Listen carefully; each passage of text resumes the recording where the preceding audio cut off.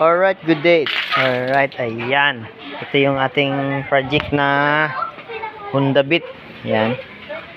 Pininturahan natin kasi medyo kalawang. Medyo may mga kalakalawang. Ayan, mayroon pa pa. Ayan. Sinik natin yung kuryente. Ayan.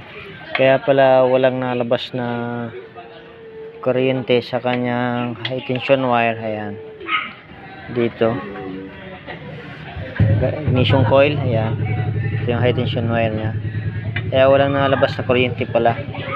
Binaklas natin yung kanyang pairings, ayan. Ayan, ito, kita natin. Putol-putol yung kanyang wiring sa ilalim. Dito yung nakalagay.